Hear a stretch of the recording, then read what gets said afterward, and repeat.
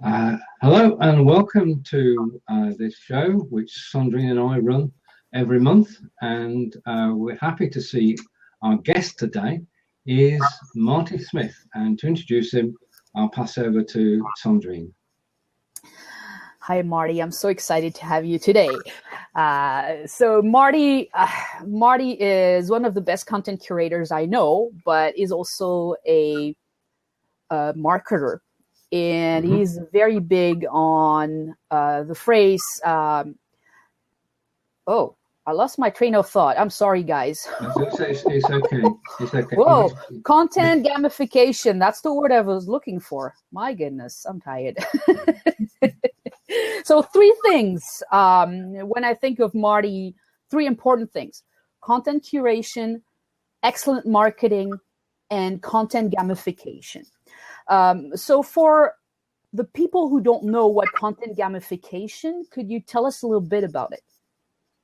Yeah, we came to the conclusion that content had to be a game. If your content isn't engaging and isn't a game, then no one cares.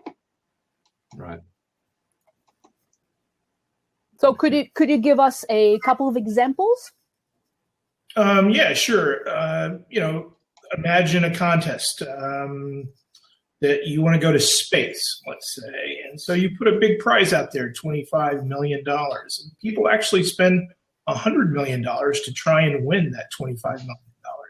Your content is now a game.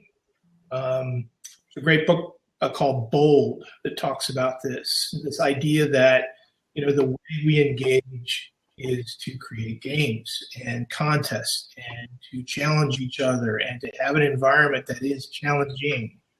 You and I both use Scoop It, and that's one of my favorite examples for gamification because they do it in such a subtle way you don't even know you're being gamified.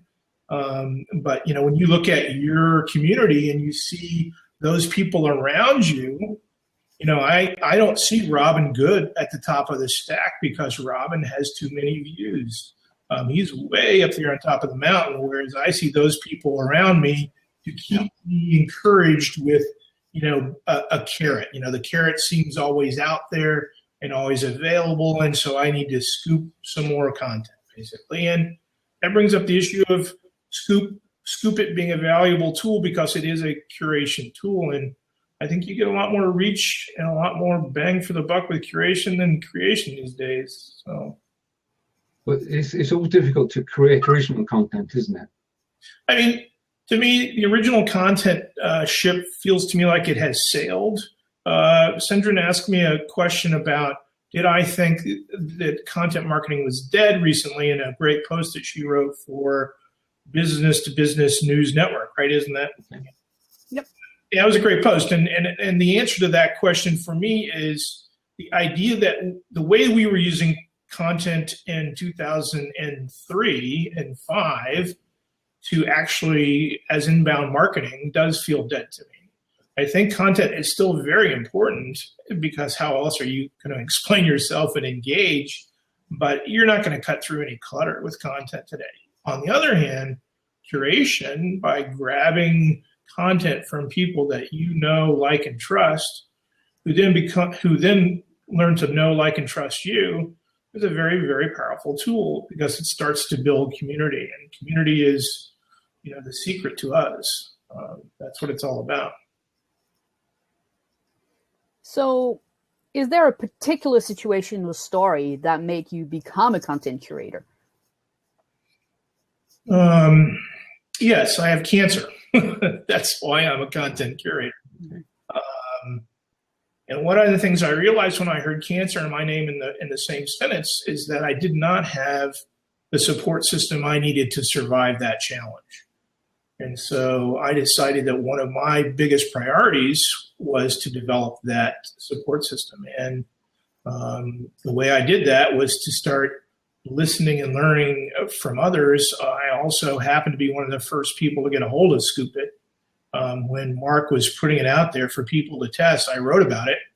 And so he kind of gave me access to that tool that and that got me excited. And then I learned from people like you and Robin and, Christina, Anna Christina, and Brian Yanish, your fellow Canadian.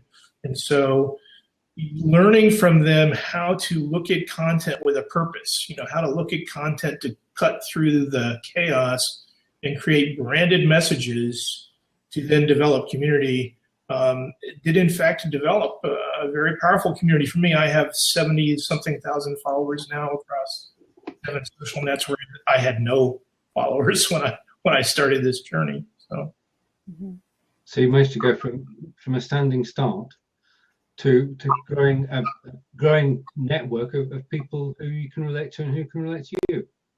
Yes, and I think that's the way you have to understand about a network is it's best to have it in place before you need it.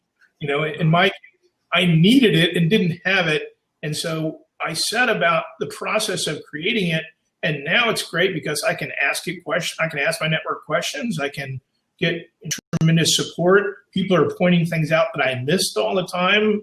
They'll send me a tweet or a post about, hey, this is we've heard you talk about this. This is something that you should take a look at. And so you have all these friends that are out there, acting as your advocates, acting as your ambassadors, and you turn around and do the same for them. I mean, that's the quid pro quo of content curation. And for a long time, I was putting in a lot more than I was getting. And that's just the nature of content and content curation. Now it's starting to roll a little bit down the other side of the mountain, and it's fun. So yeah, a lot of people, when we talk about content curation, they tend to say that, when you do aggregation, it's not content curation, and other people say aggregation is content curation. So do you think aggregation is not content curation, or we can put them together? I mean, I think anytime that you're doing something where you're present and you're involved and you are doing it honestly with a desire to help, I don't really, yes, that's content creation. I don't really care what you call it, frankly. If you are aggregating feeds without a whole lot of, I used to think about Brian Yanish about this, that Brian was just slamming links into his feed. And then I realized that Brian's hand, his curation hand, is in what he selects. He looks at 1,000 pieces of content and he selects 20. And so that was the valuable thing to me from Brian. And so Brian doesn't have to comment. He doesn't have to write about the links that he shares. That filtering is already valuable to me. So content curators are filters of what's going on in the world around them in topics they're interested in. Yeah, I mean, I think I like to say purposeful filtering, okay, because you're not trying to just filter by robotically. Brain Pickings by Maria Popova is another one of my favorite examples of another thing I like to say, which is the web is always about everything all the time. And the web happens right now. And so if that's the case, then why would you ever not want to talk about, flip some content that might seem completely, off the wall? In fact, what you'll find is that the off the wall stuff starts a conversation like this, and those conversations become where you really are able to learn really, really rapidly. So, great curators understand that they're not just curating one thing, and they're certainly not just curating about themselves. There's a great comment in Seth Godin's book, a great story about how there was a Paris coffee maker. This is in Icarus Deception. And this Paris coffee maker is so confident of his beans and his coffee that he shares all these other great coffees in Paris. And so what happens is you would think, oh, well, that's competitive information. No, that's curating information and being and looking at your space more globally, more broadly, and say, hey, if you're a coffee lover, you need to check out Marty's coffee and Steven's coffee too, because that rising tide lifts all those boats. Indeed. Indeed.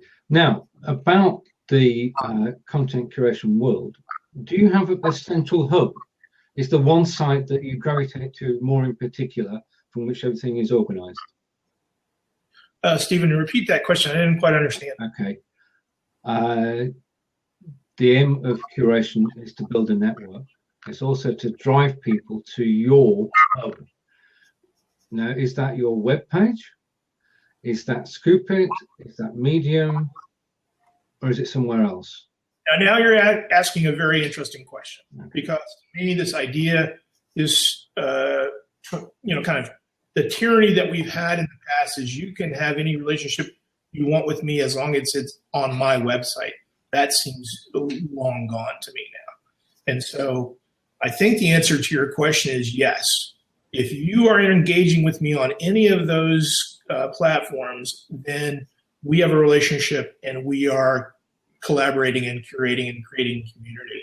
I think the websites of the future are going to pull that content inside themselves and be less us, them, internal, external than the way websites feel today. In fact, we're working on a product now from my company called Community in a Box. And one of the things that Community in a Box does is it kind of brings into an environment that was outside of an e-commerce customer's website. It brings it in so that people can have wikis inside this environment. They can have forums and they can have conversations that can then be curated initially by me and then a year from now by algorithms. And that's not because we want to automate. That's because we want there to be so much data that we have to be able to use math to see the patterns. We will always say to our customers, being present is always better than math. And so, yes, the math can give you a dashboard that talks about what's happening now, what's really cool. And we can probably give you an algorithm that tells you what content is brand aligned, that therefore you should probably share. But this idea that you're going to be able to robot all of this stuff is insane. You're just not. I mean, I already had that experience with Twitter. I used Buffer at night, and I would be tweeting all day. And what I discovered was if you're not present, you're not real. And so I stopped, because to me, if I'm not present, I'm not real. And that's part of the cornerstone of what we're doing, is saying to our customers, presence equals reality. That doesn't mean we can't use algorithms and math to help. So you have your website, Kuragami, where you curate, you post your riffs, as you call them, but you also, as you mentioned, present on Scoop It, but also on Quora and Flipboard. So since you've been using them for quite a while now, could you explain the differences between those three platforms and the difference with your website as well, and what the benefits of using them all has been for you? Yeah, I mean, I think the most exciting tool to me right now is Flipboard, because Flipboard is the easiest for me across all devices. The easiest. They made their laptop much better, and so now, and it crushes all other applications on my iPad. I mean, crushes all other applications, both in terms of gathering relevant information that I want to share across my network, as well as making that share easy. I think the phase 2 for Flipboards for me is to start to make them community boards and start to have my perspective be less and less. I did this with Pinterest, and that blew up our Pinterest. For the longest time, I couldn't figure out, the Pinterest riddle, because, Pinterest is so strange because it's asynchronous. It's out of time. You do something today, you don't get immediate feedback. It's feedback from, 3 weeks ago. And so what you have to do is you have to kind of look for the patterns in the overall macro information on Pinterest. And I was confused for the longest time. And then I created two boards, the Queen and King of Pinterest, and that blew us up. And I think the reason that blew us up is because one of the things I noticed about that environment was that it was very kind of solipsistic almost. It was very self-referential. People were fascinated about pinning. And so I thought, okay, let's reward that and let's give people another venue to talk about that. And by the way, I think that's a very good tactic across all social networks. I think that tactic works very well. Right now on Flipboard, I've got all of 28 followers. And so one of the things I did the other day was create a new board for those with 10 or more boards. Okay. Because that way I'm reaching out to the people that have made a tremendous investment in Flipboard, and I'm bringing them into I'm curating them into my environment. Right. If I bring your Flipboard in. Yes. Really good. Yeah. And so, and you can see that 10 plus Flipboard club, that some people have, I think the biggest number I've seen is 76. And so if you've made that level of commitment to this social net, to me, you're in a separate group, and I want to kind of know you, follow you, and learn from you. It's kind of the same thing I did with Scoop It, where I learned from, Anna Christina and Robin and Brian and Cendrine. Those were people that taught me how to curate. And then curation for me is actually a pretty natural thing because I was a bad painter. I was in college. And really, I was more of a collagist anyway. I liked Kurt Schwitters, and I liked Louise Nevelson, and people who took things and made something else out of them. And to me, that's what curation is. It is still a process of creation. And your question earlier, Cendrine, about do you have to have your voice inside of what you do? I prefer that. That's my preferred tactic. But like I said, Brian Yanish is very good, and it's really his hand that I appreciate. So he rarely puts a rich snippet on top of his product. But this product is the best, on an iPad, no doubt, bar none, full stop. I mean, the Scoop It mobile app is really bad. Really bad. Now, you brought up Medium, and Medium is another really interesting company that I think is about to break out, because there's a very influential post that Eve Williams wrote about, Medium is not a tool. Medium is a community. He seems to really understand that concept. In fact, they just made their Time to Read app available across the entire web. Now, that's a very important happening for two reasons. If you are a content creator and you don't use that app to know how long you're asking for people to read your stuff, you're crazy. I can riff a 1,400, 2,000 word post now in a matter of hours. The thing is, to do that every day just makes people go away. And so, in fact, on Monday, I cut a post from 8 minutes to 2 because I thought, this is really 3 posts instead of just 1. And so it gets you to think about the audience, whereas before I think it was more, hey, we want to have this conversation. It was a one-sided, it was almost a lecture instead of a conversation. And so the ability to look at what I'm asking people to do in terms of commitment and read time is very valuable as a creator. Now, it's also valuable as a reader because I read a lot of content every day too. And so that's a very, they just got, Medium just got another $50 million, and I think that's a good part of the reason why. Yeah, I mean, I was happily reading your blogs today and catching up, so I could actually speak intelligently tonight. And I noticed that you'd mentioned readism, and it now sits on my taskbar. And I've started to use it in my own blogs, and as you say, it's very handy because you know that you're not going to be asking too much of people. Yeah, Stephen, I think that's right. I mean, I think one of the things that if we're creating community, then we have to listen better. And one of the ways we listen better is to talk less, frankly. At least that's my thinking. Right, and I think content curation, I don't know about you, Marty, but since I've been doing content curation for a long time, content curation has also taught me to be a better listener and to focus on my audience a lot better than if I simply was a content writer.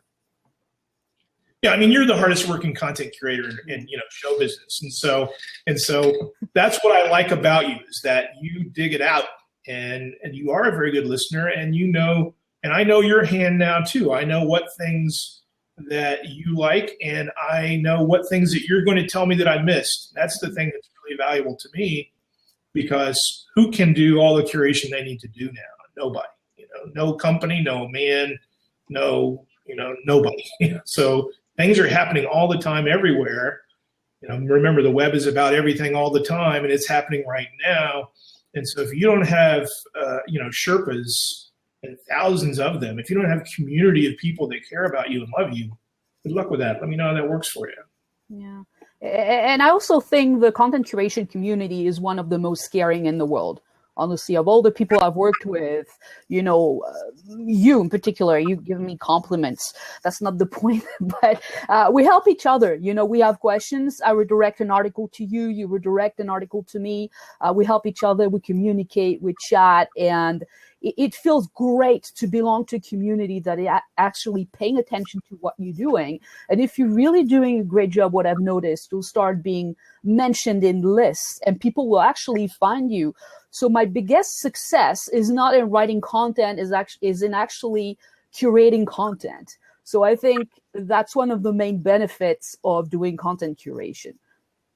Yeah, you've built a very supportive community, and you've done so, with kind of three tactics. You listen well, you share a lot. You also are a coach and a mentor too, and you're also, the one thing that you have that I am desperately envious of, my friend, is your books. Because I keep saying I'm going to write the book, and I just keep writing a 1,000-word blog post instead. And so that's the other reason why I'm trying to tune down my content creation a little bit, because I want to put some of that energy over into actually writing a book. So.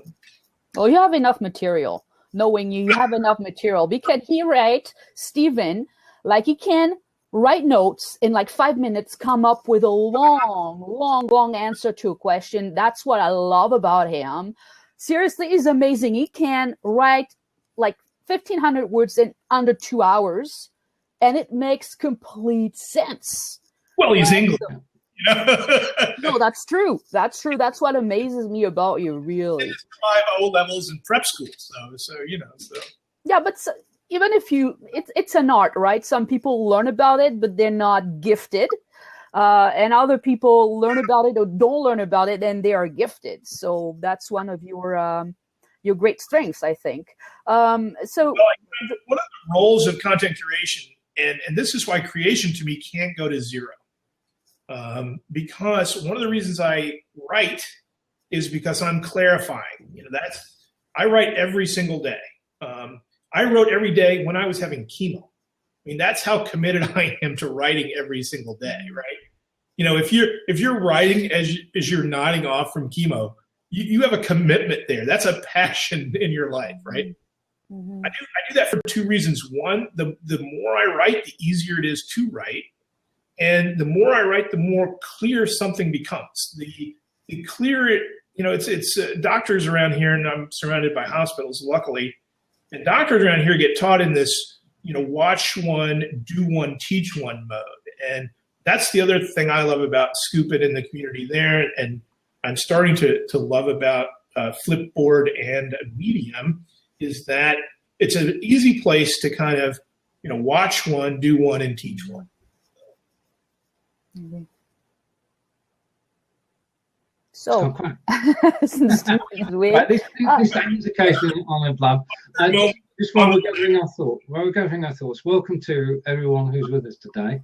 If you have any questions, then if you put /Q in the bottom right-hand corner of the screen, the question will be highlighted. It won't move across. If you want to join us on air, then we'll open the seat up in about 10 minutes, and you can ask questions of Marty direct on air if you wish. So that's to look forward to in a few moments as we delve down the curation route. What do you enjoy about curating, Marty? What's the joy of curating? And if Stephen, if we were in England, wouldn't we be lifting a pint right about now in your time? Isn't that what we'd be doing right about now? It would be a pint of Guinness, sir. Good question, first of all. And, curation is the closest thing I have to actually justifying my father's very expensive liberal arts education. It's he and my mom paid a lot of money, and I'm sure for a long time they were wondering, what the heck did we do that for? And now, once I found this, it felt like I was home, because it's a little bit of art, it's a little bit of science. You have to know enough about analytics to know what to continue to curate. You have to know a little bit about analytics to know who to curate. Mm-hmm. But it is not overwhelmingly so. And so to me, it is the right combination of art and science. My father was an engineer. My mom was an artist. And so I'm this very strange hybrid of those two ideas. So you're actually enjoying it. You're actually building a knowledge base, aren't you? Yeah, that's the other thing I would say is that, the way it's changed me is I think what I really enjoyed about it the most. I've become much more, I think, like, I'm not nearly the listener that Cendrine is, but I think I'm a better digital listener now than I was. And I think that's the other thing we have to clarify. I mean, there is listening and then there's digital listening. And listening is a completely different thing. Digital listening is, are you retweeting? Are you following back? Are you present and involved with me? Are we collaborating? And brands, for the most part, flunk that test miserably. They still think that Twitter, the fewer people they follow on Twitter, the more elite they look, and I think they just look, stupid. So I agree. So you have I'm sorry. No, carry on. No, I'm sorry. So Marty, what I really like about the way you curate, it's very unique. You don't just curate one post, you build a conversation based on several posts, you link them together, which is a very unique way of doing content curation. Do you think there is one best way to curate content? I really don't. I mean, it's like saying to a painter, why don't you paint like some other painter? I mean, I'm sure that, or to say to Mozart, why don't you sound like Beethoven? I think the natural, we all have a natural voice. We all have a natural feel. And I think it's just whatever is working for you. I can't be Maria Popova, despite my, great desire to be, because she's brilliant. I mean, and she's brilliant every day, and she's writing 1,000 words about some strange thing that I never thought about. Would I love to be able to do that? Yes, I would. Am I probably going to be that person in this lifetime? Yeah, probably not. But what I can do is be me. And I am an all-in kind of guy. I love things. And when I love things, I want to share them and I want to tell my friends about them. I've been selling one thing or another since I was, 20-something. First I sold my college as an assistant director of admission. And then I went on to work for Procter & Gamble selling bar soap. And then after Procter & Gamble, M&M Mars got a hold of me and taught me about branding a little bit. And then after that 15 years of consumer package indoctrination, I decided I needed to start a company. Because I thought, I'm an entrepreneur. I know all about starting companies because I've been working for these big companies and I've been very entrepreneurial within them. Yeah, nonsense. When you work for M&M Mars or NutraSweet, people return your calls. When you're on your own and you're nothing, no one cares. So I remember the first product I made, which I think you can see. Let's see if I can get this. That little board there is a game called Poetry Slam, and it's Scrabble with words. I couldn't get someone to take my money to make that product. And finally, I sold a guy. I realized that I was assuming the wrong thing. I was assuming that my money was the thing that would engage people. And you know what? It never is. What engages people is passion and a desire to do the right thing and a movement, right? And so I realized that, and I pitched a guy and said, look, I'm a former dyslexic. I could hardly write or speak when I was a kid. And so I want to help people not have to have that problem. And I'm willing to put up my 401k to do that. Are you in? And I found a guy who was in, and we made the game and sold it, and it did well, and I got my money back. And that's about all you can hope to do in the board game business, And of course, the days of magnetic word games were about to be wiped out by, smartphones and the digital world anyway. So, but it was an incredible experience. And what it taught me was never assume, and money is not a motivator.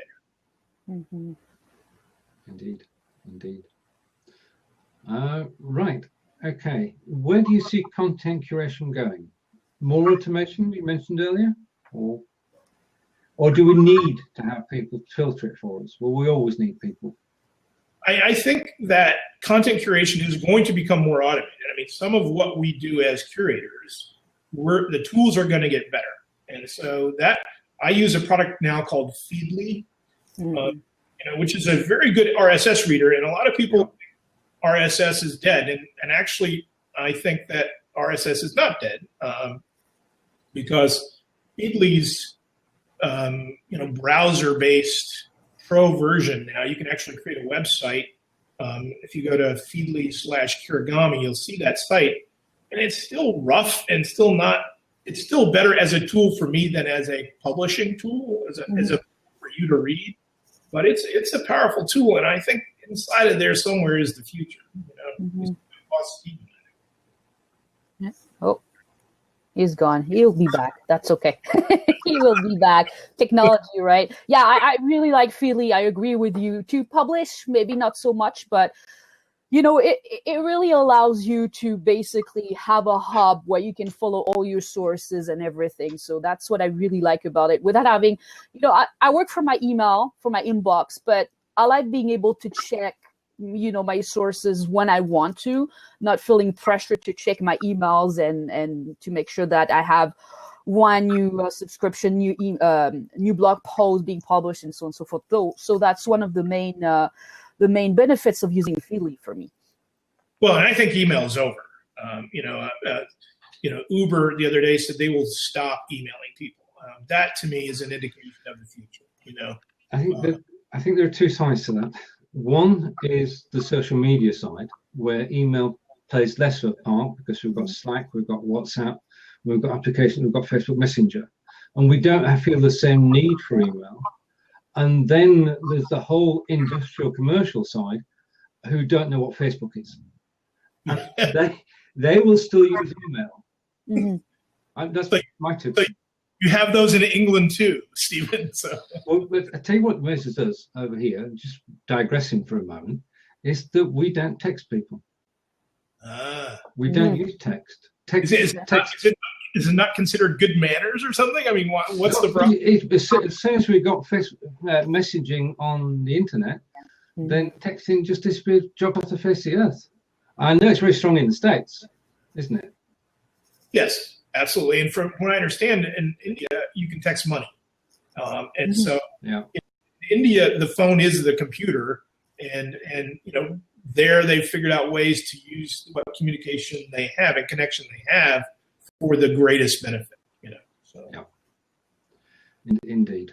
And we live in fascinating times because it's changing almost daily with the arrival of new software systems and improvements to everything that we use. Right. When I got up on a soapbox in 2003 and started yelling about content, no one cared. And now here we are in 2016, and content is over, and it's probably over by 3 years. I mean, that's incredible. That's amazing. And go ahead, Stephen. No, it's okay. You mentioned WhatsApp and all these new apps to text and so on and so forth. Do you think businesses can take advantage of apps like WhatsApp to curate content, to share content with their audience? Yeah, I mean, I think the most important thing for businesses to do is to digitally listen. And the way to digitally listen is to care about their stuff at least as much as you care about yours. Because their stuff, their takes on what you're doing, those are the things that, that's the gold that's the user-generated content. That's the gold in them there hills, So if you can create it, get it, find it, listen to it, value it, and make sure that whatever you did to make that happen, you do more of, because every single day you either bring your customers closer to you or you push them away. there is no neutral online and digital marketing. It is either you're bringing them closer to you and they love you more, or you're pushing them away. That's it. So what you have to figure out as a marketer, and your KPIs, your key performance indicators, have to tell you is, how did today go? How is tomorrow going to go, do we think? You watch a great TED Talk by a guy named Joy Ito, Nowism. He talks about plan less, react to what's happening now more. I think that's great advice. I agree. Right, two questions from left field, really, because we've not covered them so far. If you were starting to curate today, where would you start? Which platforms would you use? I'd probably start with Flipboard, actually, because you're probably mobile. I was a laptop guy until, it's a long story, but my father, who's 83, he has problems seeing, and so we got him this huge 27-inch iMac, thinking that would help, and in fact, all it did was make the problem worse. And so that iMac is now the one that you and I and Cendrine are talking on, and because he basically said he was going to shoot it with his Glock. So I thought, let's get it out of Arizona. Yeah. Where that kind of thing happens more often than not, I think. And so let's get it home and get it over here. And now this thing is, I can't believe I lived with my laptops for all those years, because when I'm doing, particularly when I'm doing graphics, you can't beat this. Plus, I'm old now. So I need to have a huge monitor that you can swim in, apparently. So. Right. Okay. And my next question is a simple one, really. Can anybody curate? Yes. Yeah, I think anybody can curate it. And I think we all do curate, whether we realize it or not, just like we all play games. Started out as a kid playing games all the time, and we would create them. When we were bored, we would just create a game out of the blue. And so when you ask me about content gamification, I wrote a post about 2 paragraphs the other day about the idea of that we had as kids. Let's get together. Let's create something. Let's go.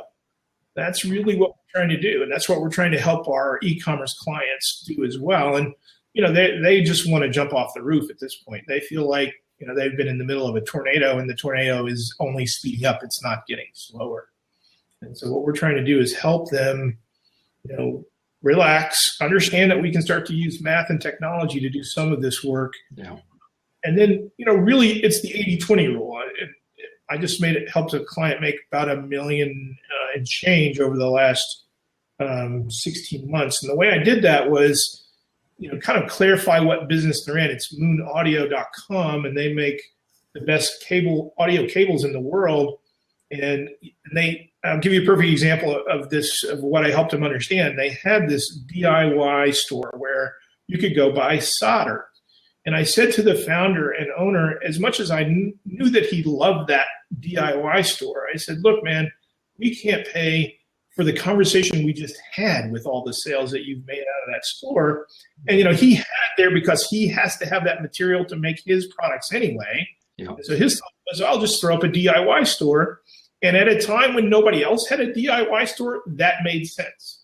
But then times changed, and people started making stores where you could go buy solder in 10 different grades from all over the world.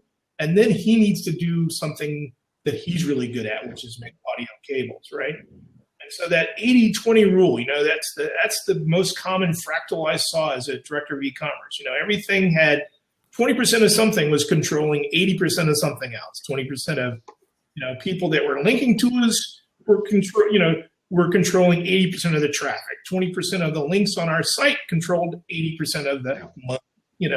So every time we looked, we kept seeing that particular fraction. Sometimes it was more like 90-10. And so as marketers, if we can focus on those things as that's our now, that represents our now, and then listen to our customers and figure out where we need to go tomorrow together. I talk about going on a journey from us and them being customers, to we. Yes. And I think that's the journey we're all on. If you get there, you know it because life is easier on that side of the mountain. Yeah. So social media gives the ability for anyone to have a conversation. Yes, and tools like this, Periscope. I understand Facebook has got a new Periscope-like tool that's in beta.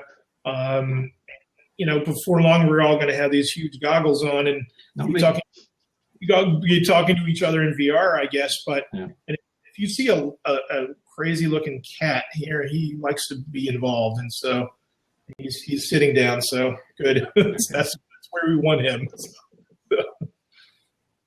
Right. So if you were to advise a business that is starting in social media, would you advise to just create content, just curate content, or do a mixture of both? And if it was a mixture of both, what kind of percentage would it be?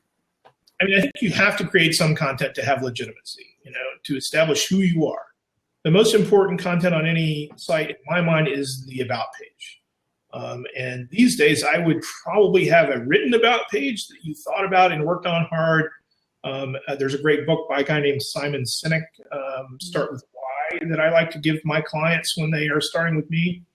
But then once they have the written ideas down, I would then video that, because to me, who reads when you can watch, right? So I would say, write it, get that thing written down, and understand what your core values are, so that you can bring that up over and over again, but then shoot it on a video, and leave room for your growth and for your collaborators to come in and move you and change your thinking. And then when that happens, make sure that you credit those who helped you get there. Always say we couldn't have, always give kudos where they're due. You talked about how I'm part coach, and that's because if that, I see that as part of my job, helping people feel like they're heard and they are helping, because otherwise you just feel like you're just creating content into this void, right? And some of my customers are feeling that way too. And I said, well, let's shift the ratio from 90% creation and 10% curation. Let's switch it around. Let's do 90% curation and 10% creation, right? That way you're creating based on what you're curating. You're seeing and hearing, and then you're creating, and you talked earlier about, Cendrine, about my how I create several posts in a row usually, and that's because, I see something and I want to be on it. That's why when you read these, create this amazing content plan, I always think that's nonsense, frankly, because, or if you are going to create a plan, there's nothing wrong with planning per se, but if you plan to the exclusion of what's happening now, then you're violating Joy Ito's rule. And, this idea of nowism, what's happening now needs to be about half of what you're doing these days, because it sends the most powerful content curation message, which is that you're listening, right? Indeed. Now, you mentioned there about working together. It's all about team building as well. Yes. Both within the company and with customers. Well, my team is virtual. I mean, we're sitting in my house talking today because my team is all over the world. Mm-hmm. And so I do have people here in Hillsborough, which is a very short drive from me, but and we meet on a fairly regular basis because they're here. But when we do that, we've got to have something like this going on, or else people feel left out and not heard. And so that's right. You're also your team and who you think of as you, quote unquote. You need to expand that definition too. Who people are going to contribute to you that you may never know. This is another thing about having cancer. This is another lesson I learned from that. People save my life that I don't know. I'm actually on an experimental drug now that I've been on for a year, and that's it took the cancer in my bone marrow a year and a half ago was 89%. I'm now down below 19%. And that's because of a Swedish company that's made this incredible genetic drug that I'm taking every day, every morning and every night. And so there's people that I don't know, I'll probably never meet, that have saved my life. And so it's that, it's a wonderful life thing. Your reach is always greater than you realize, particularly if you are real and you believe in what you're doing and you're passionate and you're honest. It doesn't mean you're not going to mess up. It doesn't mean people aren't going to yell and scream at you. It does mean that you're on the right track and you're on today's path. You can't be inauthentic and survive for very long today. I agree with you. In today, where video plays such a great part, like the three of us being together tonight, you have to be yourself, because you can't pretend. It's just impossible. And we're all genuine people with our own take on things, and we can sit here and we can talk, and people are listening in. If anybody wants to join us, by the way, and ask a question of Martin before we start recording, you're more than welcome to do so. Other than that, we'll stop recording in 5 minutes, Sandrine. Yeah? Sure. Yeah. Okay. I see Carl Hammett commented that I often look at the article title and its read time when deciding whether to read the article or not. My brother Carl is not unusual. And so that's why we were talking earlier about the Medium read time app, Readism. Yeah. I got to tell you, to me, that's a huge help for us as curators and content. Yeah. And because depending if you know your audience, more or less know your audience or not, some, for example, some posts are 2,500 word long or 3,000 word long, and your audience is not going to read it, right? So that's true. Having this time tells you, I'm going to waste my time or I'm not going to waste my time. Well, and I hope I can get you to read a 3,000 word post when I want you to, by the power of my storytelling. And that's something that I have worked hard on as well. And that's one of the reasons why my friends always laugh about how long my posts have been. And I think they have been that long because the journey from being a dyslexic third grader who couldn't write anything to today, when I write every day and I can riff a 1,200 word post in about 45 minutes. Yeah. That journey is a long one, and obviously one I'm worried about losing if I ever don't write. And so I write every day, as I mentioned. Also, I think there are times for 3,000 word posts, and I can tell you at least one reader that's going to read every single word, and that's Google's Spider. Now we're talking about SEO, and now we're talking about a whole nother issue. And you said we have 5 minutes, and I don't know. Okay, at the end of this thing. So. Okay, look, we're elastic. We're stretched. There's no problem at all. I was going to come back to a question which I've been thinking about for a few moments. You've got the content. You've created it. You've created it yourself. You've curated it, and it's on the websites that you've chosen. It's on Scoop. It's on Medium. It's on Flipboard. How do people know it's there? That really depends on the network that you've grown. Okay. Because your network is the first audience and the most important one. Because within my network are, people that support me and that will then carry the ball forward. When I look at every post that I've written that has gotten, big time audience, there's always a Mark Traphagen or a Cendrine or somebody with a lot more followers than me in there, sharing it 4 or 5 times. And I think that's getting harder too, because there's a lot more noise out there in the world. And I don't mind. I'd rather have a conversation with 5 people that really care and really get it and want to be involved than 500 that don't. There's a guy here at Bob Young who started a company called Lulu, which is an on-demand printer. Mm-hmm. He was one of the first investors in Red Hat. And what he said at a conference was, if you sell something to people that don't want it, they'll make your life miserable. I've actually had that experience, having sold the first crowdfunding site for cancer research to a bunch of cancer hospitals who didn't want to have anything to do with it. Having spent about $100,000 of my own 401k to support multi-million-dollar brands like Duke and UNC, I can tell you that he's absolutely right. If you sell something to somebody that doesn't want it, they will make your life miserable. Mm-hmm. So I think the idea is be who you are, listen, because what you're really saying is, I am who I am, but I'm willing to listen and learn too. I'm not cut off. Our brands aren't static ideas. And our brands also live in the world. They live in people's minds. They don't live only. And so, when I work at M&M Mars, they don't only live in Hackettstown, which is where the headquarters was that I worked in for several years. And that's not the only place M&M Mars's brand lives.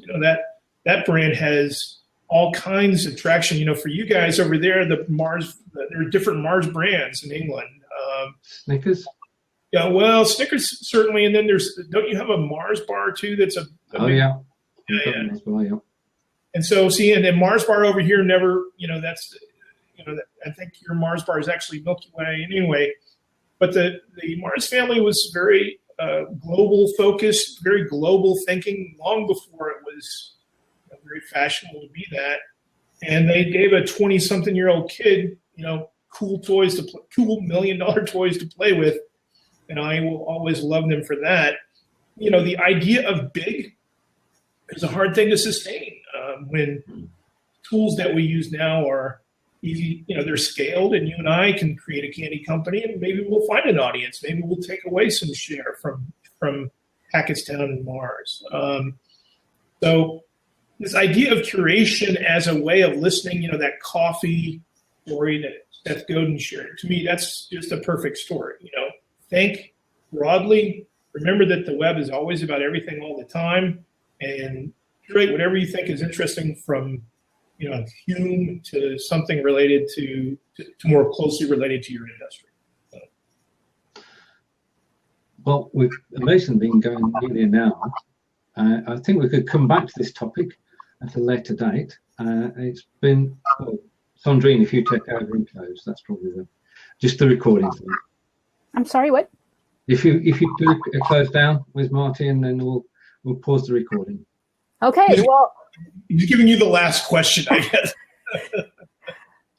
No, I think you summed up everything really well, and everything you said. To be a good content curator, and we agree on that, you have to be passionate to be a great listener, and also be willing to learn, right? That's a very important thing, because I know when you make a mistake, you own up to your mistake. I've noticed, Marty, every single time, and that's the same for me.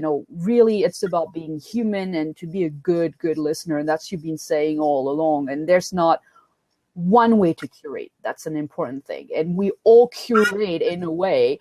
We have all been curating. The word curation has been, used for a few years, but we've been curating for a very, very long time. And just to be a good curator, you have to have fun. Ooh, nice tail. Yeah, you have to have fun. So I think that's one of the good strengths about you is that you have fun. You're very passionate and you're a very good listener. So that's why I really like, you said you learned from me, but I think I learned a lot more from you than you've learned from me. So I want to thank you very much for being with us today. It was a real treat. For me in particular, I'm sure for Stephen too and for the rest, but for me, it was a real treat to have you. Thank you very much for your time, Marty, today. Thank you guys so much. And Stephen, it was great to meet you, and from across the pond there, as it were. This was really a lot of fun. Well, and I can say now that I have blabbed. So I have Blab now, and tick. Yeah, tick. I think, Stephen, you said earlier that we live in interesting times, and that's exactly correct. I'm really glad I've gotten to know you guys, and thank you for your support and for including me today. Thank you for joining us, and thank you to Cendrine for suggesting that the three of us get together. It's been a fascinating hour. I've learned quite a bit, which is always good, and it's been a pleasure to feel your passion, well, not just your passion and Cendrine's passion, but content curation. I thank everybody who's joined us this afternoon, this evening. We look forward, Cendrine and I, to seeing you next month. We don't know who with yet. Hopefully, they will be as informative and cheerful and helpful as Marty. So thank you once again. Don't go anywhere. Say goodbye to everybody. And I'm switching off the recording.